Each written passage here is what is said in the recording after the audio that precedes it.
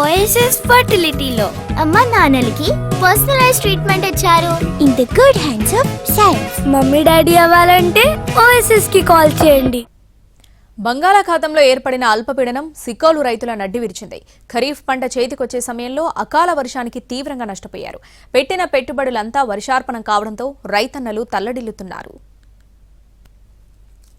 అల్పపీడనం కారణంగా శ్రీకాకుళం జిల్లా వ్యాప్తంగా విస్తారంగా వర్షాలు కురిశాయి. 3-4 రోజులుగా కురిసిన వానలకు పెద్ద ఎత్తున రైతులను నిండా ముంచింది. చేతికందిన పంట నీట మునిగింది. ఖరీఫ్ కోతలు జరిగిన తర్వాత వానలు కురవడంతో పంట తడిసి ముద్దయింది.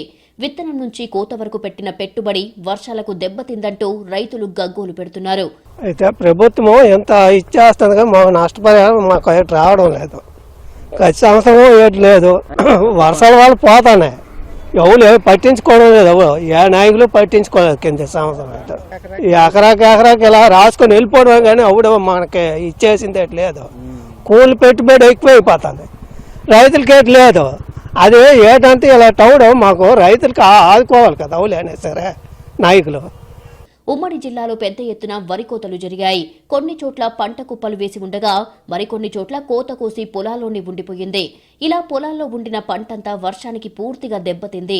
ఈ ఏడాది మంచి దిగుబడి వచ్చిందని ఆశపడితే పూర్తిగా పంట నాశనమయ్యిందని రైతులు ఆవేదన వ్యక్తం చేస్తున్నారు. రంగు మారిపోయింది, మొలకలు వచ్చి అంటే పరుపులు కుప్పలు మరి ఈడితే గానీ మరి తెలియదు. కింద 1 అడుగున్నర 2 అడుగుల వరకు తడిచిపోయింది, మీద కూడా తడిచిపోయింది, మధ్యలో ఉంటుంటది. అలాగే ఆయన మొత్తం రంగు మాత్రం బాగా మారిపోయింది. ప్రభుత్వం ఆలోచించి కొంచెం రంగు మారిన విత్తనం ధాన్యం తీసుకుంటాను కోరుతున్నాం. ముఖ్యంగా సన్న చిన్నకారు రైతుల వేదన అంతా ఇంత కాదు. కౌలుకు తీసుకుని పంటను సాగు చేస్తున్నామని, కానీ అకాల వర్షాలకు పంట పూర్తిగా దెబ్బతినడంతో తమ పరిస్థితి అధ్వానంగా తయారైందని వాపోతున్నారు. 3 రోజులను కురుస్తున్న వర్షాల ప్రభావంతో ఓవులన్నీ తడిసిపోయాయి. కోసిన ఓవులు కానీ కుప్పలు కానీ అన్నీ తడిసిపోయాయి. ధాన్యం కూడా చాలా మట్టుగా మొలకలు వచ్చేసాయి.